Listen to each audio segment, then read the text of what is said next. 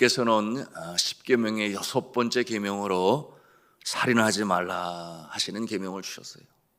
여러분, 이 생명은 너무나 귀하고 또 귀한 것이지요. 여러분, 이 생명은 사람이 창조할 수가 없어요.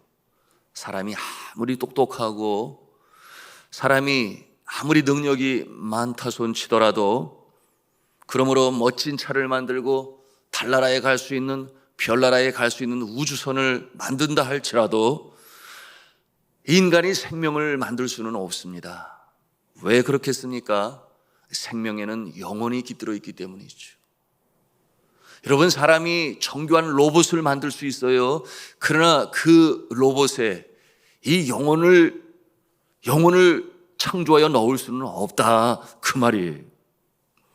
그러기에 이 하나님만이 창조하실 수 있는 영혼, 하나님만이 생명을 만드시고 그러시기에 하나님께서 소유주가 되시고, 그러기에 하나님만이 그 생명을 거둘 수 있는 권한이 있으시다 하는 것을 우리는 알아야 하겠습니다.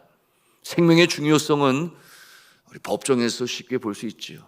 극악무도한 이 죄인이 법정에서 재판을 받을 때에 최고형이 어떤 형이겠습니까? 무기징역 또는 사형 언도일 것이에요.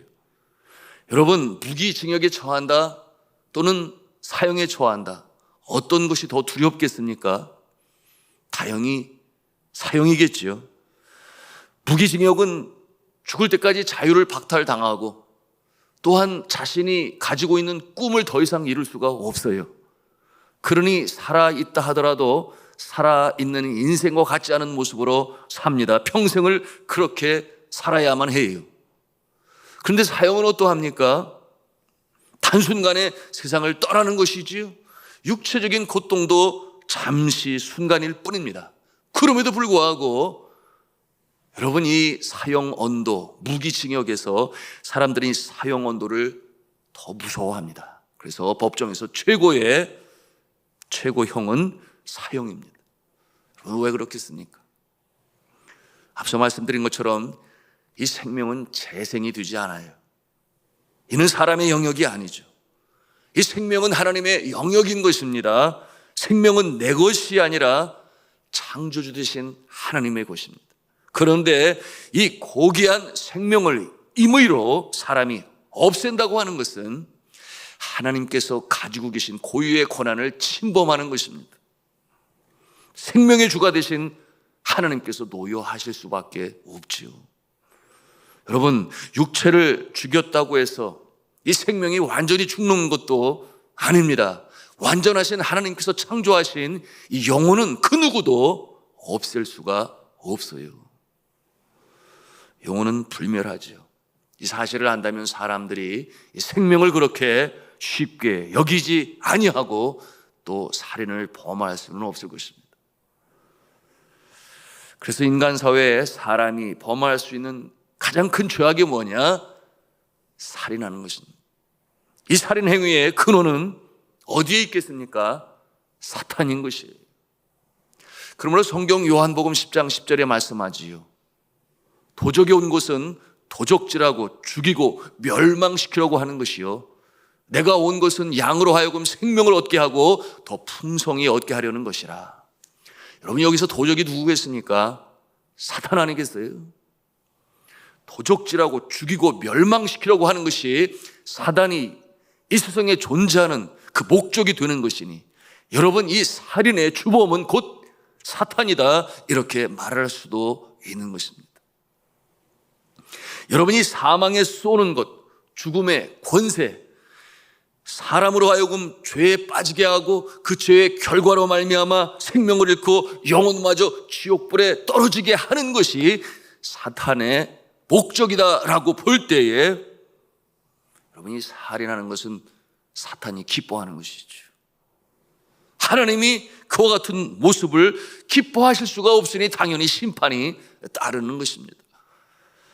오늘 본문에서 살인이라는 말은 히브리어로 리차흐라는 말을 사용해요. 리차.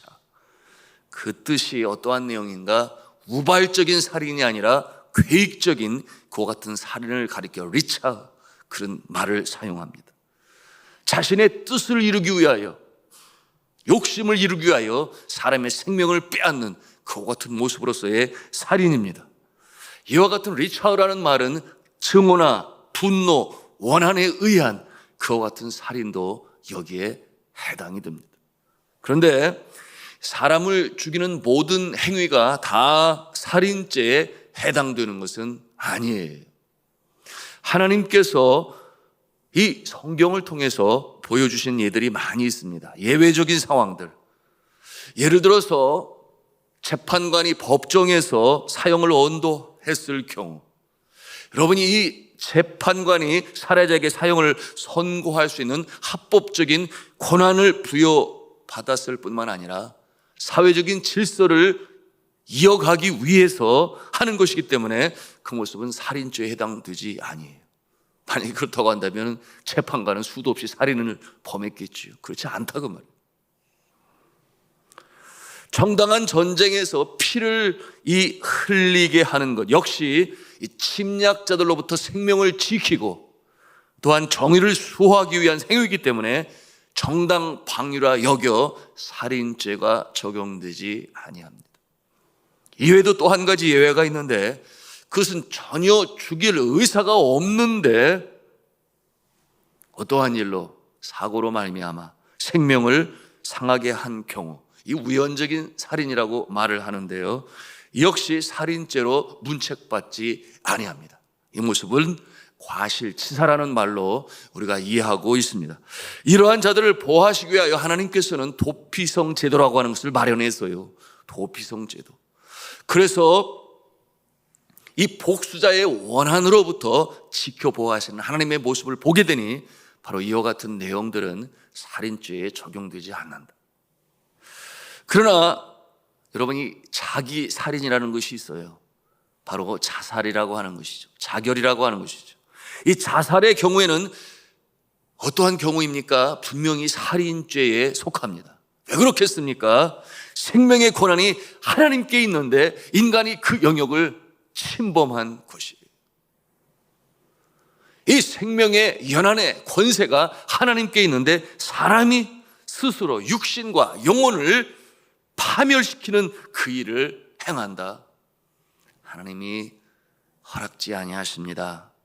이외에도 성경에 보니 공범이나 살인을 청탁하는 자, 사무엘하 11장 5절의 내용이 있어요. 그런가 하면 빌라도처럼 정치적인 권세와 인기를 유지하기 위하여 살인에 동의한 자도 살인죄에 해당됩니다. 정치인들이 정말 두렵고 떨리는 마음으로 이 모습을 기억할 수 있어야 돼요. 왜 살인죄를 범하겠습니까? 그 근원이 뭐라고 말씀을 드렸어요? 여러분, 과거 나치 독일 통치하에서 이 히틀러 아래에서 이 히틀러가 만든 가스실에서 250만 명을 살해하는 일에 직접적으로 참여했던 자가 이제 전쟁 범죄자로 재판을 받게 되었는데, 그 표정이 너무나 담대하고 태연해서 그 관계자들과 사람들이 놀라지 않을 수가 없었어요. 그래서 궁금함을 가진 한 사람이 물었어요. 당신은 하나님을 믿느냐? 그렇게 물었을 때에 그 전쟁범은 뭐라고 대답을 했는가 하면 아주 단호했는데요, 나는 그와 같은 것을 믿지 않아요. 그렇게 답을 했어요. 하나님을 믿지 않아요. 그러니 그런 마음을 가졌겠죠. 무슨 마음입니까? 하나님이 없는 마음 아니겠어요? 그 마음에 하나님이 없는 자, 그와 같은 자의 마음에는 얼마든지 사탄이 역사합니다. 그 마음이 악한 사단의 사상으로 쇠뇌되어서 인간 목숨이 파리 목숨처럼 그렇게 보이게 되니 그처럼 끔찍하고 잔인한 자가 되는 것입니다. 하나님이 가만히 계시나요? 벌하시죠.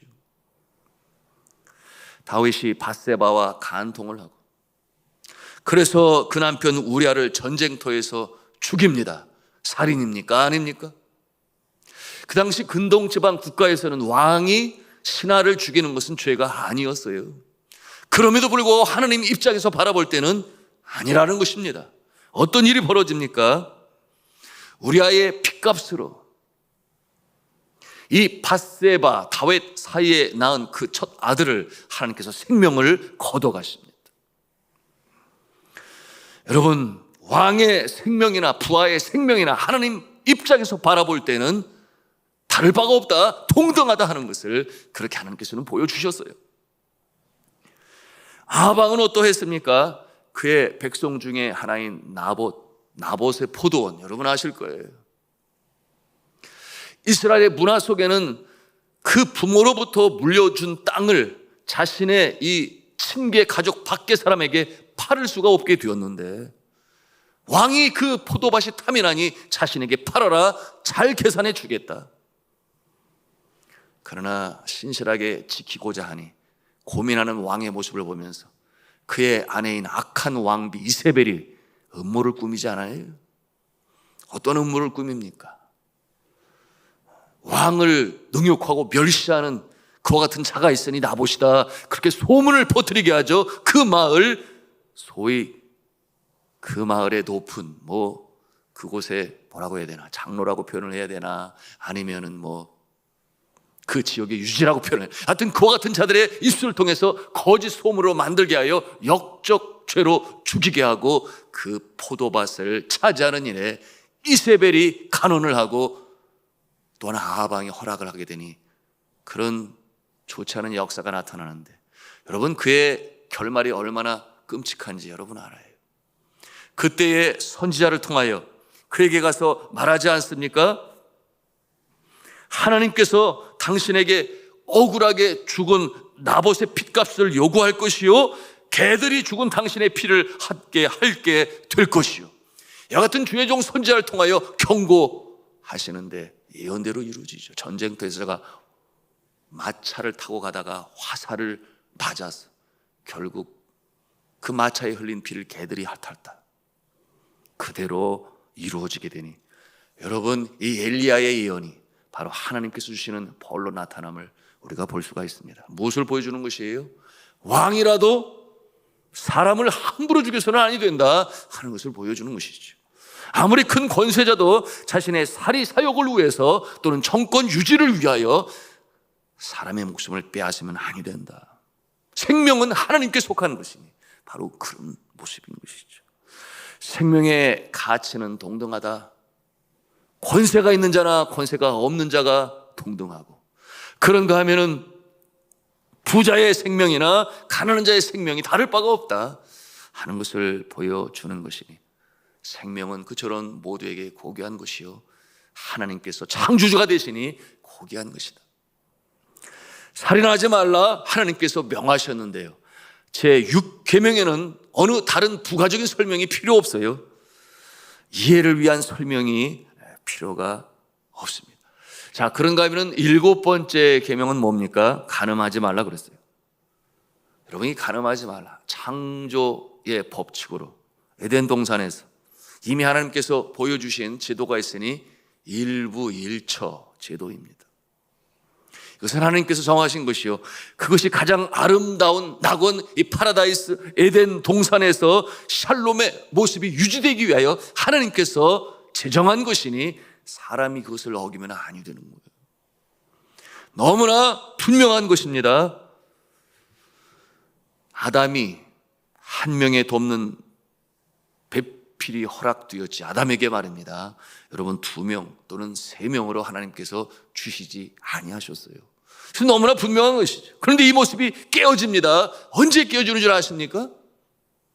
에덴 동산에서 하나님께서 하지 말라고 하는 것을 행함으로, 하나님을 거역함으로 죄성으로 타락한 이후에, 사람의 마음이 죄성으로 타락한 이후에 나타나는 현상들이 살인하는 모습이 나타나지요.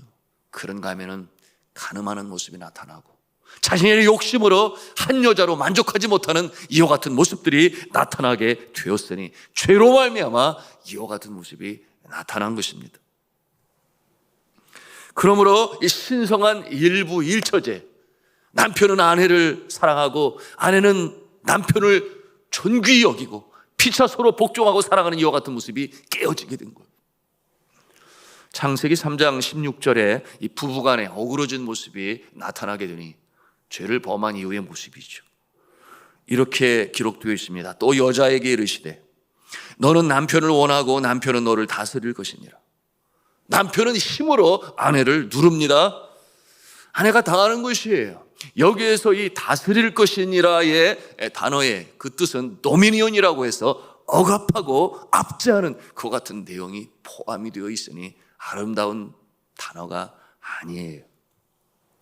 그런데 남편에게 힘으로 억압당하고 압제를 당하면서도 아내는 남편을 떠나지를 못해요. 왜 그렇겠습니까? 그 고대 시대에 생명을 해하려고 하는 야수로부터, 그런가 하면은 적으로부터 신체적인 힘이 약한 여자는 지킬 수가 없어요. 그러니 남편을 의지할 수밖에 없는, 신체적인 연약함 때문에 남편을 의지할 수밖에 없는 존재인 것입니다. 죄로 인하여 하나님의 형상을 잃어버리게 되니까 이와 같은 모습이 부부나 가정 문화처럼 여겨졌어요. 그래서 남편 마음대로 일부 다처제의 모습으로 나오게 되고, 이 죄성 가운데 태어난 이 인간들은 자신들 마음대로 원하는 대로 여자들을 취하였다. 그래서 자기들이 좋아하는 모든 여자를 아내로 삼는지라. 어디서 나온 말이에요? 노아의 홍수 이전에 죄악이 관영한 세상 속에 나타난 잘못되어진 모습. 하나님이 보실 때에 그 마음이 너무나 아프셨지요. 그래서 노아에게 어떤 말씀을 주셨습니까? 창세기 6장 7절의 말씀에 이르시되 내가 창조한 사람을 내가 지면에서 쓸어버리되 사람으로부터 가축과 기는 것과 공중의 새까지 그리하리니 이는 내가 그것들을 지었음을 한탄함이라 하시니라. 이 잘못된 죄악은 하나님의 심판을 받습니다. 40일째로 폭우가 내렸어요. 홍수로 심판하신 것입니다. 그런데 우리가 기억할 것이 있어요. 하나님께서 다 멸망시키지 아니하셨지요. 누가 살아남았습니까? 의인이라 하는 노아와 그의 부인과 그리고 세 아들과 자부들이 그 가운데서도 구원을 받고 건짐을 받았습니다. 왜 그렇게 되었어요? 노아는 당대의 의인이라 하나님과 동행하는 자였더라. 하락크의 인생으로 주와 더불어 동행하는 자이니 의인이라. 그런데 그의 부인과 그의 아들들도 의인이었나요? 그의 아내들도 의인이었나요? 성경이 말하지 않으니 우리는 알 수가 없어요. 제가 그 말씀을 가만히 묵상해 보았어요. 의인은 노아인데 그의 부인은, 그의 아들들은, 그의 자부들은, 깊이 묵상하는 가운데 제가 보니 그 시대의 모든 남자들은 자신이 원하는 대로, 여러분 그 세상이 성적으로 문란하니 자신이 원하는 대로 모든 여자들을 아내로 삼는지라 그랬어요. 그런데 그 아들의 그 아비의 그 아들 들어보셨지요? 그 아비의 그 아들이야. 노아가 그의 아내가 하나밖에 없었어요. 그 시대에도. 그런데 그의 아들들도 그가 아내로 삼은 자들이 하나들의 한 아내니. 그래서 8명이 그러잖아요. 노아와 노아의 부인, 그의 아들 3명과 자부 3명, 8명이 구원을 받게 되니 그 성적으로 문란한 시대에 그처럼 창조의 에덴 동산의 일부 일처를 지키고 있는 그와 같은 아들들의 모습을 하나님께서 기뻐하셨다. 그래서 의인의 반열에 서시던 모습은 바로 노아의 선한 영향력을 받은 그 가문이여 가정이 되니 하나님께서 건져내셨다. 믿으시면 아멘 하시기 바랍니다. 바로 이와 같은 모습으로 말미암아 하나님께서는 기뻐하시고 그들을 건져내신 모습을 우리가 보게 되는 것입니다. 여러분 그 시대의 남자들은 그러지 아니했지요? 본인이 원하는 대로 욕심에 취하여. 여러분 오늘날에는 간통법이 사라졌어요. 여러분 이 성적으로 그러므로 말할 수 없이 타락했습니다. 오늘날 시대의 모습이 그래요. 그래서 정말 어처구니 없는 일도 벌어지지 않아요? 간통한 여자가 정실 부인에 대하여 전혀 죄책감이 없는 그런 시대의 모습이 되고 말았어요. 그야말로 요지경의 세상에 하나님께서 기뻐하십니까? 그러지 아니하시죠. 살인하지 말라, 간음하지 말라. 물론 이 자리에 계신 분들은 한 사람도 그런 분이 없어요. 그러나 우리가 이 시대의 악한 모습을 바라보면서 우리가 문화를 개혁해 나가야 되는 복음을 가지고 있는데, 예수 그리스도의 보혈로 말미암아 우리가 먼저 정화되어지고 또한 주님 기뻐하시는 모습으로 살아갈 뿐만 아니라 복음으로 전하고 증거하여 이 병든 세상을 치유하는 일에 쓰임받으시길 주님의 이름으로 축복합니다. 그것이 교회가 갖고 있는 책임이요, 우리 믿음의 사람들의 자세인데, 그러므로 죄악이 관영한 이 세상이 믿음의 사람들로 말미암아 어두움 가운데 빛이라 그랬어요. 썩어가지는 세상에 소금이라고 그랬어요. 산후의 동이라고 했습니다. 등경의 등불이라고 했습니다. 우리가 가정을 다스리고 이끌어가는 면에 있어서도 본이 돼요. 이 세상을 주님 기뻐하시는 모습으로 세워가는 일에 귀하게 쓰임 받으시고, 복 있는 인생, 복 있는 가정으로 믿음의 가문으로 세워가는 일에 쓰임 받으시는 저와 여러분 다 되시기를 저는 주님의 이름으로 축원합니다.